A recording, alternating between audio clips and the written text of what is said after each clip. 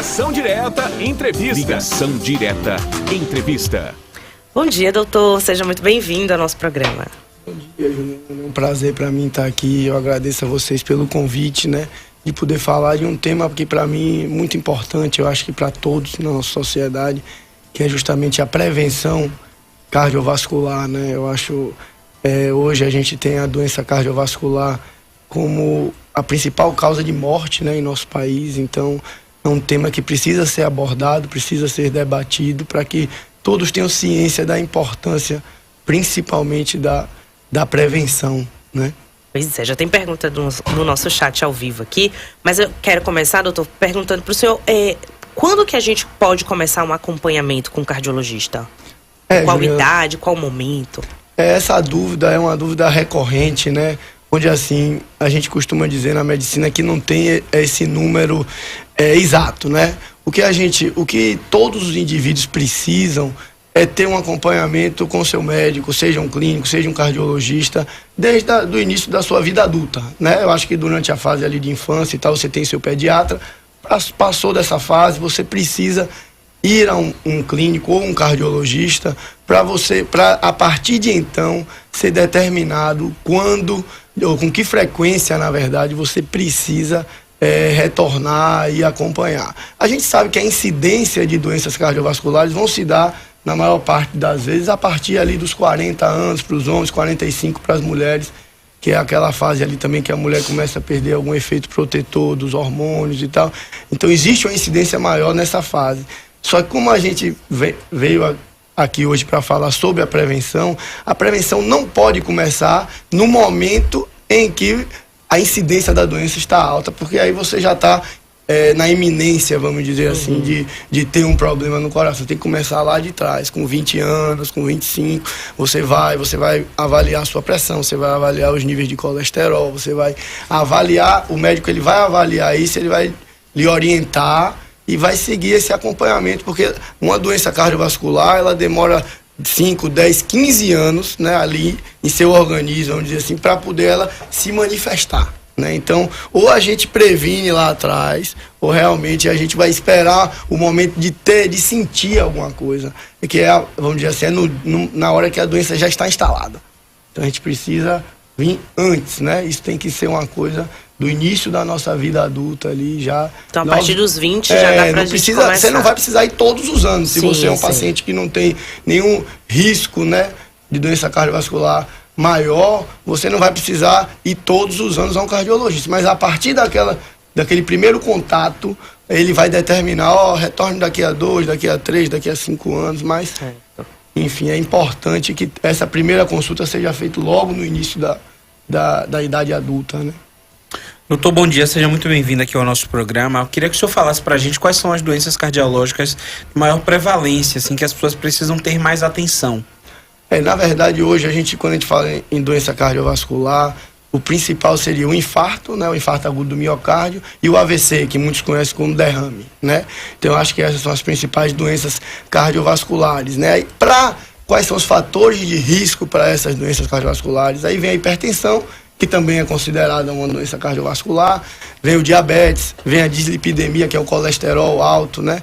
Aí vem o sedentarismo, o tabagismo. Então tudo isso vai contribuir para que você desenvolva lá na frente uma doença cardiovascular. E tá aí o nosso papel hoje, nossa atuação, quando a gente fala em prevenção, em consultas ambulatoriais, né, que é a atenção primária à saúde, que não é aquela atenção lá do hospital, que é a gente trabalhar esses fatores de risco, a gente controlar o colesterol. Se o paciente é obeso, a gente vai orientar ele vai fazer um acompanhamento nutricional para perder peso, que tudo isso a gente controlando ali no ambulatório, a gente vai evitar essas doenças que são o infarto, o AVC, ou a insuficiência cardíaca.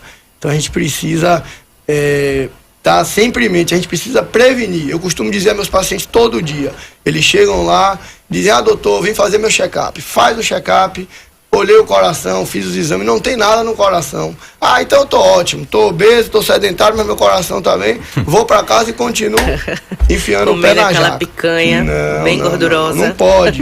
Eu digo a eles todo dia, se você chegar aqui, no momento que você tiver com angina, que é uma dor no peito, que você tiver um sintoma mais evidente, significa que o seu coração ele já está falhando, né, ali entre aspas. Então vai ser muito mais difícil da gente tratar do que quando você vem naquela fase inicial, a pressão começou a subir um pouquinho, você já veio, eu já controlei sua pressão. Então, assim, são coisas que a gente precisa trabalhar antes de acontecer. A doença, esses fatores de risco que eu estou citando aqui, tanto o colesterol alto, quanto a hipertensão, quanto o próprio daí, certo? Então é importante e diário isso.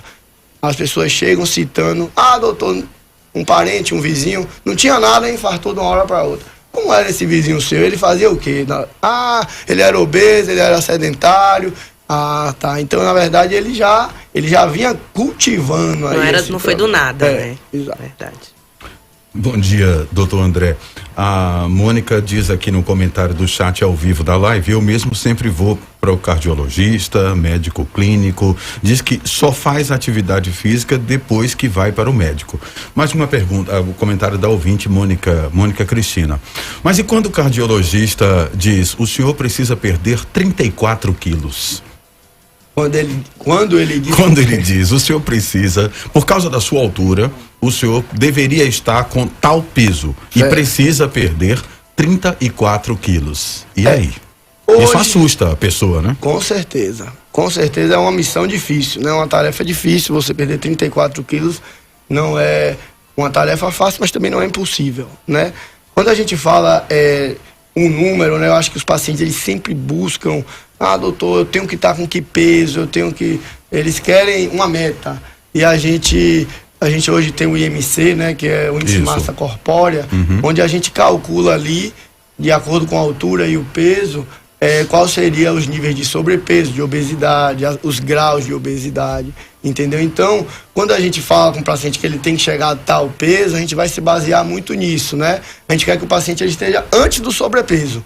Então, ele tem que estar com o IMC abaixo de 25. Só para vocês terem uma noção, o cálculo do IMC é o peso dividido pela altura ao quadrado, certo? Então, assim, a gente faz esse cálculo para estimar, você tem que atingir isso daqui. Doutor, é muito difícil perder 34 quilos. Mas se você perder 10, se você perder 15, cada quilo que você tiver ali perdendo, você vai estar ganhando em saúde cardiovascular, né? Então, a forma de perder esse peso não é você chegar em casa e fazer sua dieta, porque vai ser muito difícil, você precisa de um acompanhamento. Então, um paciente meu, que ele tem uma obesidade, que ele precisa perder 34, 35 quilos, primeira coisa que eu vou conversar com ele é orientar ele o que fazer em relação à atividade física, encaminhar ele para um nutricionista. Não existe cardiologista sem nutricionista, tá? Não existe cuidar do coração sem você ter uma boa alimentação, sem você fazer uma atividade física regular.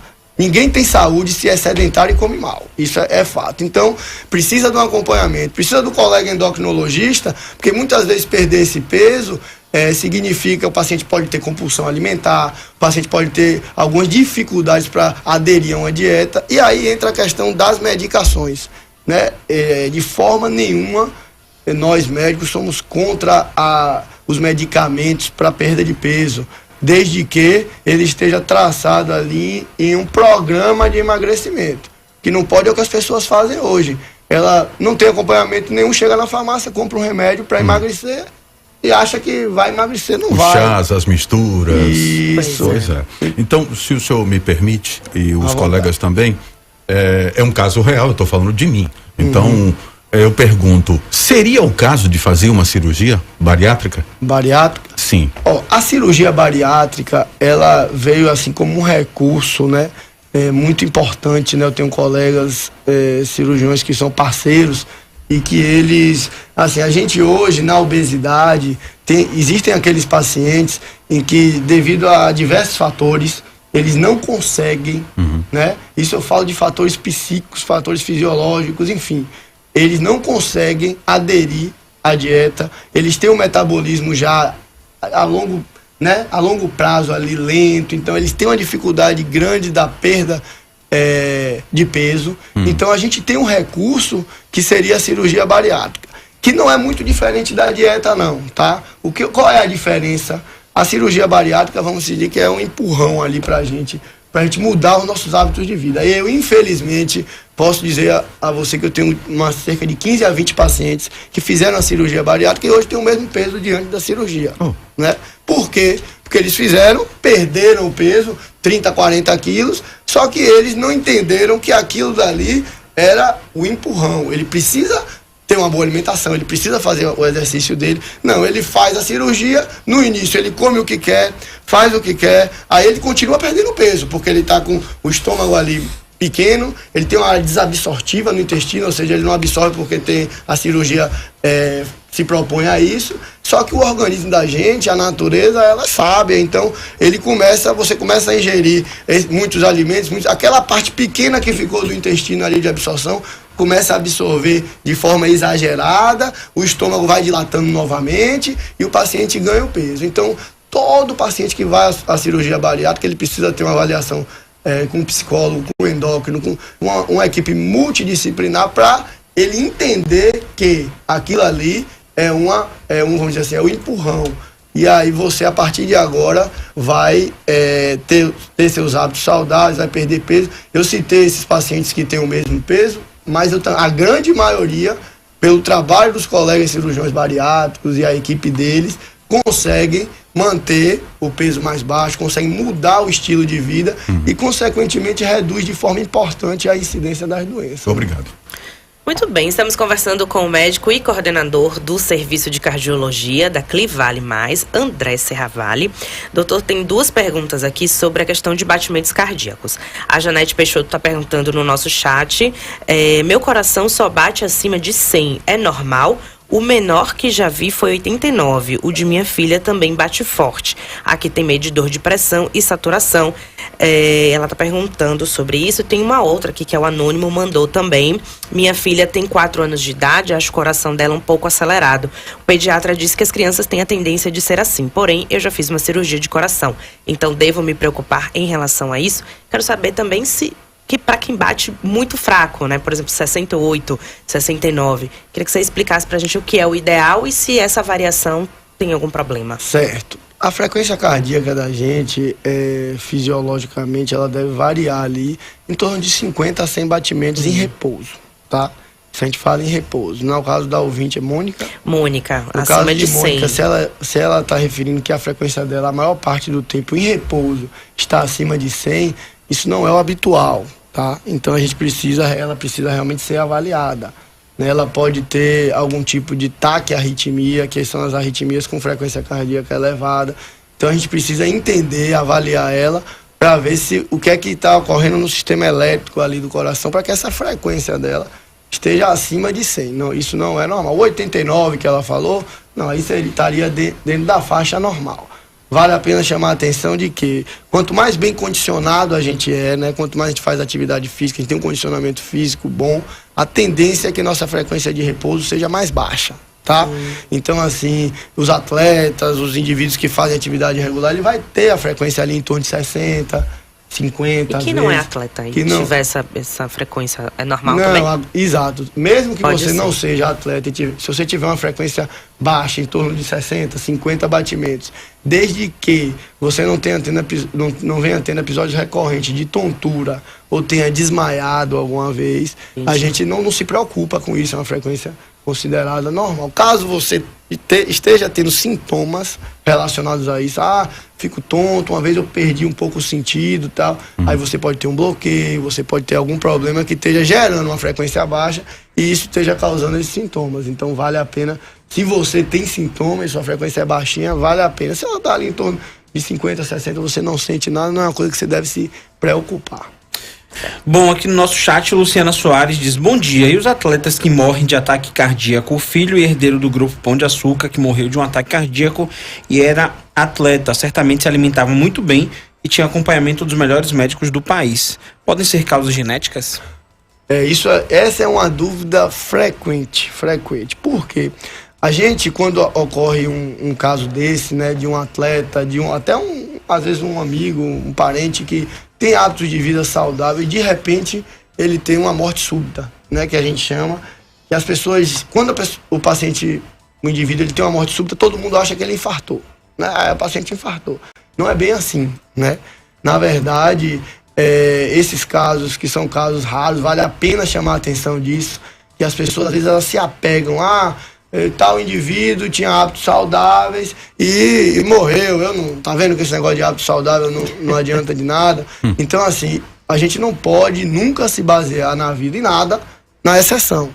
Se a gente for citar, quando a gente pegar aqui, quantos pacientes morreram hoje com doença cardiovascular? 100. Se a gente for ver dos 100, 99 vão ter um histórico aí de maus hábitos de vida. Agora, isso que aconteceu com ele pode e deve ser alguma alteração genética elétrica do coração, né? Esses indivíduos, eles desenvolvem taquiarritmias malignas, né, que vamos dizer assim, que podem culminar numa parada cardíaca. Então, assim, não dá para saber o que de fato houve com ele, a gente não sabe, né? Talvez só os colegas que tenham atendido, ou se ele fez uma necrópsia, enfim, mas com certeza isso tem um cunho genético de alguma alteração aí associada. Bom, doutor, o Pedro Palma escreveu aqui no nosso chat ao vivo do YouTube: parabéns pela escolha do tema, o entrevistado muito seguro, e ele diz que precisa fazer um check-up. Pergunta onde encontra o médico e fez uma outra pergunta: me matriculei numa aula de beach tênis para realizar atividades, preciso tomar algum cuidado cardiovascular? Com certeza. Na verdade, assim, só respondendo a Pedro... Por parte, né? Eu atendo lá, né, em todas as unidades da Clivale, né, então eu estou de segunda a quinta-feira atendendo em todas as unidades. Então, se quiser ir me procurar, fique à vontade, estarei lá para recebê-lo e cuidar. Em relação à atividade física, né, qualquer tipo de atividade física que a gente se propõe a fazer, somente uma atividade aí como o beach tennis e tal, que é uma atividade que exige muito da pessoa, uma atividade praticada na areia e tal, vale a pena sim a gente fazer um check-upzinho antes. A gente vai olhar, a gente vai ser examinado, fazer um teste ergométrico, né, um teste de esforço, pra gente ver qual o desempenho do coração durante o esforço, a gente avaliar a pressão do paciente. Às vezes ele tá com a pressão lá em cima, toda vez que a gente faz atividade física, a nossa pressão vai subir. Isso é fisiológico, tá? Não é errado nem doença isso. Mas se um paciente ele tá com a pressão basal dele 17, 18 e vai fazer uma atividade física, essa pressão pode chegar a 22, 23, isso pode começar a se tornar um risco para ele ali. Então vale a pena, e todos que se propõem a fazer uma atividade física merecem uma avaliação realmente cardiovascular antes da atividade. Doutor, tem alimentos prejudiciais ao coração? Como é que a gente pode lidar com a alimentação? Com certeza, na prevenção, né? Com certeza, é isso que eu falo. O cardiologista, ele nunca anda só. Não existe cardiologista sem nutricionista. Então, se eu trabalhasse em uma unidade onde não existisse nutricionista, para mim ia ser, vamos dizer, um problema. Eu preciso de um nutricionista. Então tá diretamente ligado, diretamente relacionado, né? Vamos dizer assim, para ficar mais fácil assim, a gente falar qual seria os alimentos. O sal é um inimigo do coração, né? Pelo aumento da pressão. O cardiologista me disse isso. Então, a gente precisa de fato ter cuidado com o sal, né? Então, os embutidos, né? Quando a gente fala em alimentos embutidos, também são alimentos cuja concentração de sódio é muito alta, nível de gordura, colesterol. Toda vez, para ficar mais prático assim, que você chega no supermercado numa coisa e você vê aquele alimentozinho pronto, feijoada pronta, esquente 2 minutos, pizza pronta, aquilo dali é o veneno. Isso, né? Lá em casa é o hit. Então, Alexandre vai mudar os hábitos de vida dele depois. Eu não gosto dessas entrevistas com o médico.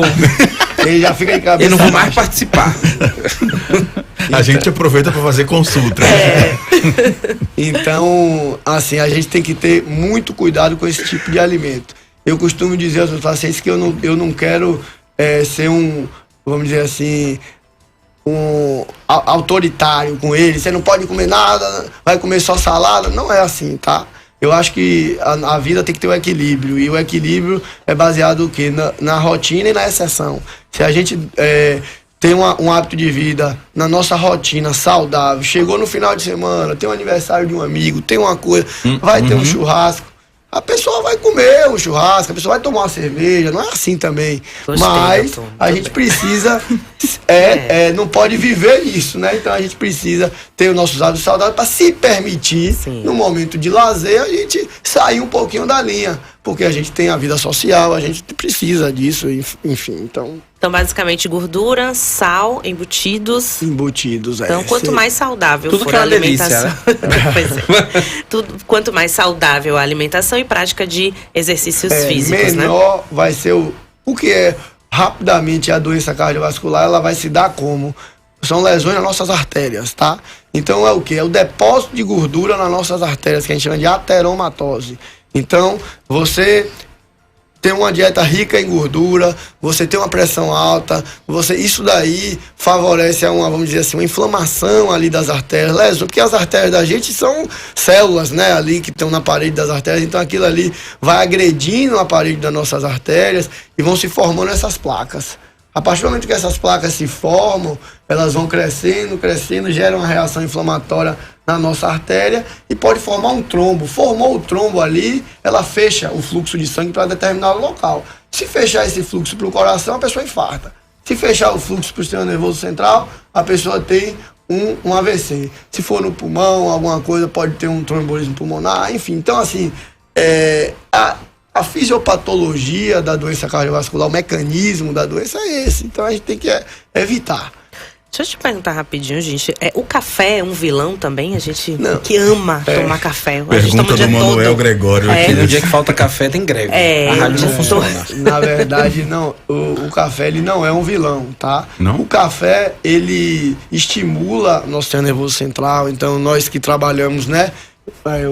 Um ritmo hoje, a maioria das pessoas tem um ritmo de trabalho hoje intenso, então termina aqui, a gente se utiliza do café, porque a cafeína realmente é um estimulante, então a gente se sente melhor e tal, as pessoas às vezes, o paladar também agrada, enfim, mas primeira coisa, o café tem que ser sem açúcar, tá? Vamos se acostumar logo a tomar café sem açúcar, porque açúcar, isso é nosso paladar.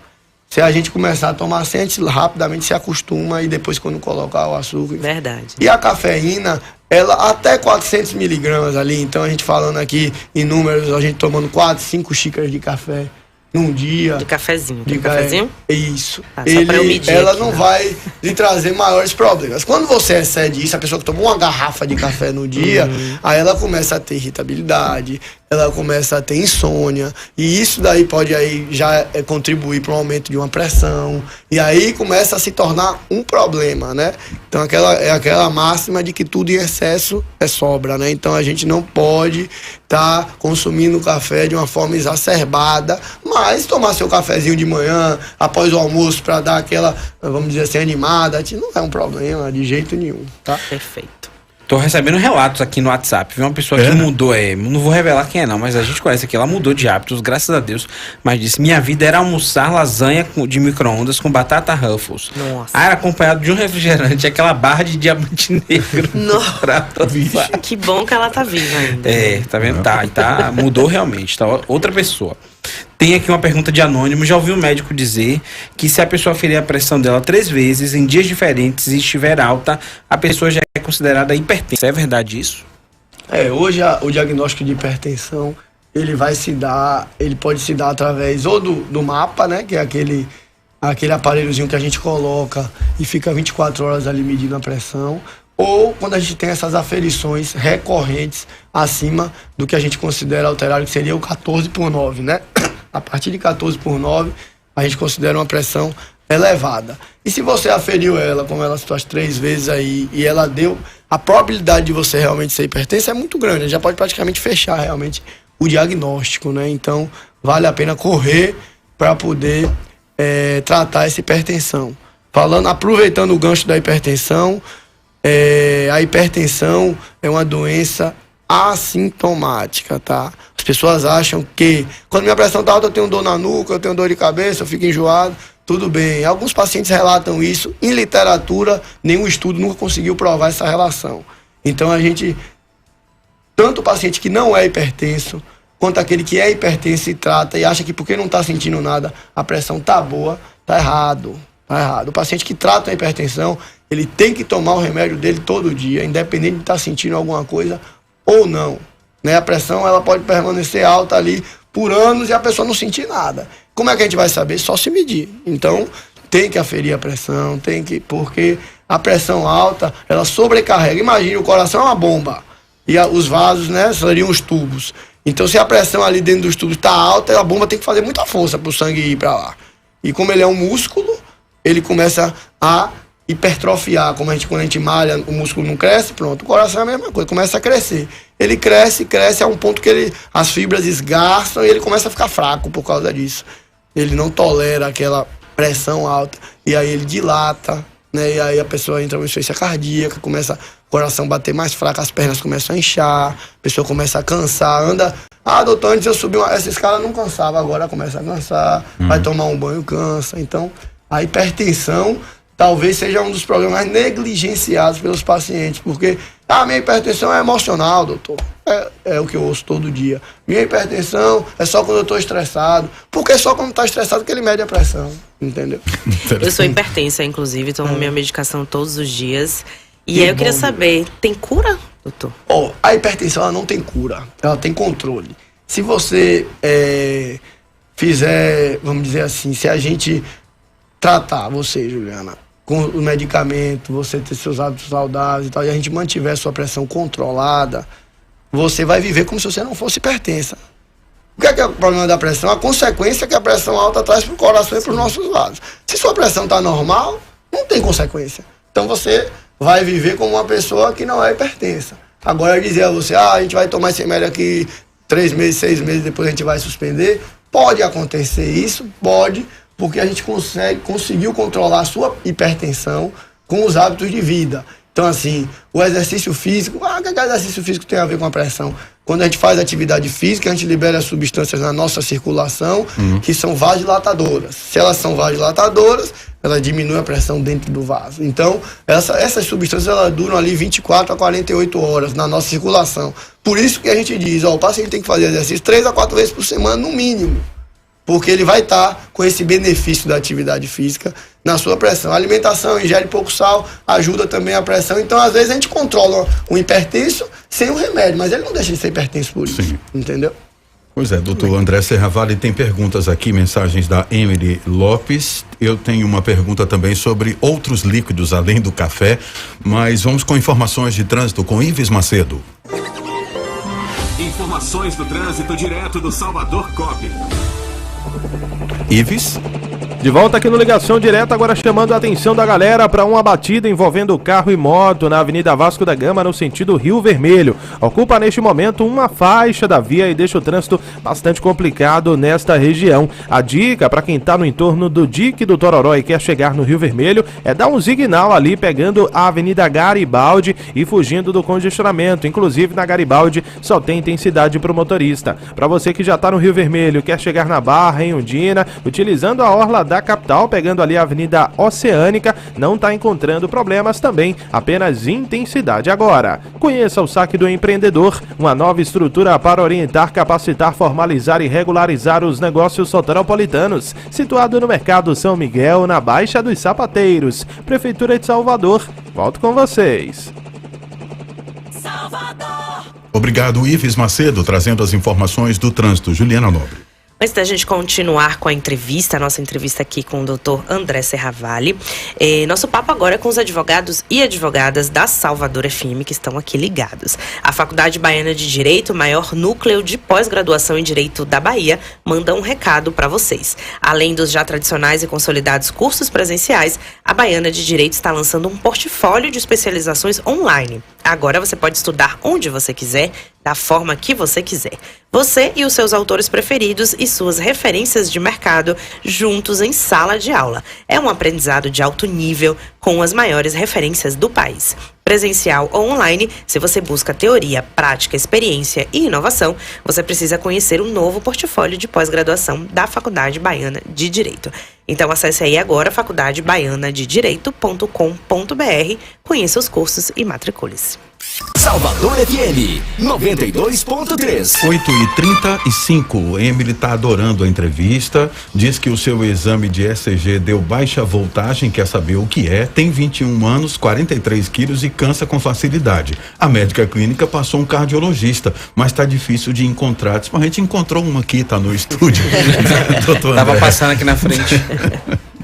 Então, Emily, na verdade, assim, a baixa voltagem no eletro não significa uma doença, tá? Então, assim, para você ficar mais tranquila, isso daí não é, assim, algo para você estar tão preocupada.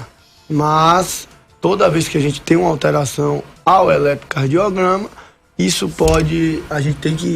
tem que ser investigado, né? Então, existem algumas alterações que podem evoluir com baixa voltagem e tal, existem. Então, eu acho que vale a pena você ir realmente ao cardiologista para olhar esse eletro, né, visualizar ele, entender o que é isso, o que é essa baixa voltagem que apareceu, e a gente talvez prosseguir algum tipo de investigação. Em relação ao seu cansaço, o coração, existem patologias cardíacas que podem cursar com cansaço, né, falta de ar e tal, e a gente precisa avaliar os outros sintomas, se você tem alguma questão de edema, se você está tendo alguma dificuldade para dormir, quando você deita, piora o cansaço, enfim, algumas coisas que a gente precisa avaliar para entender se existe a probabilidade de você ter algum problema no coração, né, que esteja culminando aí nesse cansaço, ou se talvez seja só um sedentarismo, enfim, uma falta de condicionamento físico mesmo, que você precisa corrigir com exercício, enfim. Muito bem. Bom, doutor André, rapidinho, falou sobre o café. Eu quero saber também sobre tem a Coca-Cola, energéticos, Guaraná em pó. O senhor pode falar sobre isso? Posso, na verdade, assim, a Coca-Cola, vamos dizer, o refrigerante em si, principalmente aquele que não é zero, né, ele tem altas concentrações de açúcar, a cafeína da Coca-Cola, para você ter um excesso de cafeína tomando uma Coca-Cola, você tem que tomar muita Coca-Cola, você não vai nem conseguir. Mas em relação ao valor nutricional dos refrigerantes, por causa principalmente do açúcar, é algo muito ruim para a nossa saúde, né? Então a gente um tipo de bebida que a gente deve evitar. O Guaraná em pó, o energético, qual é o problema do energético? É a associação dele com álcool. Quando você associa uma coisa com álcool que vai favorecer que você tenha uma ingestão maior do álcool e você não tem limite, porque se a gente vai tomar uma lata de Red Bull porque eu tô praticando alguma atividade e tal, quero tomar um Red Bull, não vai ter problema. Agora se você vai tomar o Red Bull ingerindo álcool, você vai tomar 4, 5, 6 latas de Red Bull, esses níveis de cafeína que eu tava comentando aqui vão lá para cima, e tem a taurina também, que tem associada, e aí o paciente começa a ter agitação, insônia, palpitação, porque estimula o coração a aumentar, doutor, e eu posso ter uma parada cardíaca, um infarto. Se você tiver alguma alteração elétrica do coração, né, e você está hiperestimulando ele com essas substâncias, você pode ter sim um problema, uma arritmia, uma coisa até mais séria. Então a gente tem que ter muito cuidado hoje com esse hábito de ingerir, principalmente o energético, de uma forma exacerbada, associada ao álcool, né? Pois é. Doutor André, muito obrigada por sua participação aqui. Ficaram muitas perguntas, então certamente voltará mais vezes, assim como com sua disponibilidade, viu? Muito obrigada mais uma vez. Obrigado, Juliana. Obrigado pelo convite aí. Estou sempre à disposição. Precisarem, e vamos cuidar da saúde do povo, que é o que a gente precisa, né? Com certeza. Obrigada, bom dia. Ligação Direta, entrevista. Ligação Direta, entrevista.